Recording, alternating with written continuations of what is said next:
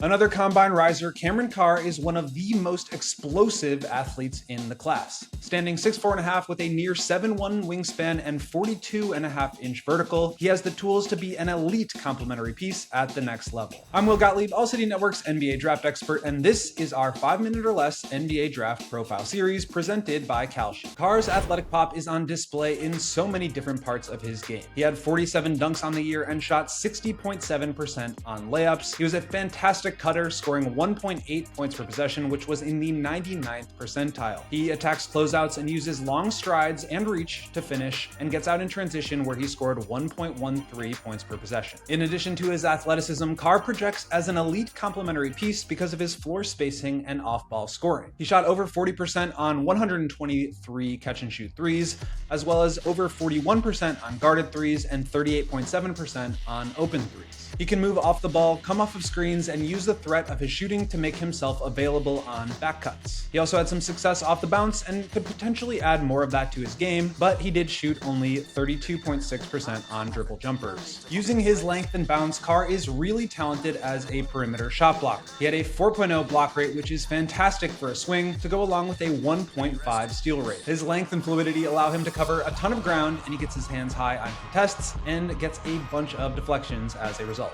But I say tools and not production because his defense is mostly theoretical at this point. He can be pretty undisciplined, turning his back to the play, losing his man, or selling out for a steal or block attempt. He's not yet where he needs to be on the ball. He wasn't the primary on-ball guy for Baylor, with Tunde Yesufu taking on most of those responsibilities. He can get moved around and struggles getting over screens due to his slight frame, and his off-ball awareness could stand to improve when it comes to executing defensive schemes, sliding over to protect the rim as a low man, and Xing out. These areas should get tightened up at the NBA level, especially with such elite physical tools to fall back on, but he's not quite there yet at this point in his trajectory, despite already being 21 years of age. Carr projects primarily as an off-ball player, despite 20% of his offense coming in pick and roll. He shot 36.3% on those shots, accounting for 0.84 points per possession, which is in the 60th percentile.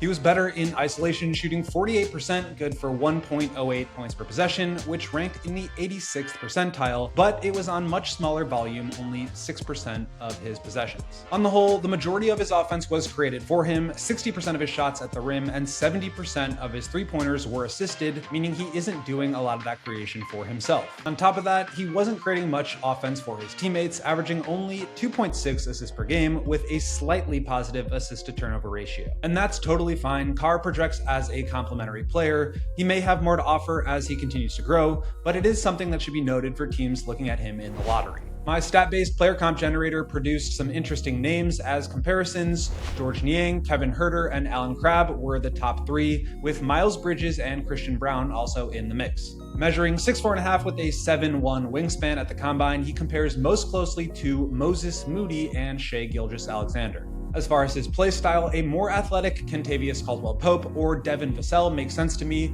A slim, athletic, strong shooter who can be incredibly valuable as a high-level role player on a good team. Miami would be an ideal fit for Carr, whose length would immediately help them on the wing, and the Heat player development infrastructure would get the most out of it. Carr would be a great get for Chicago at 15. The Bulls have a lot of size with Giddey, Buzelis, and one of Boozer or Wilson at 4. I love the fit in Memphis for a lot of similar reasons. They'll have a third overall pick to add to Edey and Coward as long-term pillars, and Carr at 16 would be great value in one of the league's best drafting and player development programs. Right now, Carr is trading at 64% to go top 15, and you can buy in or out of your position at any time. Sign up using promo code ALLNBA to get $10 when you trade 10. How high do you think Carr will rise on draft night? Let us know down in the comments and tune in for the next 5-minute NBA draft profile.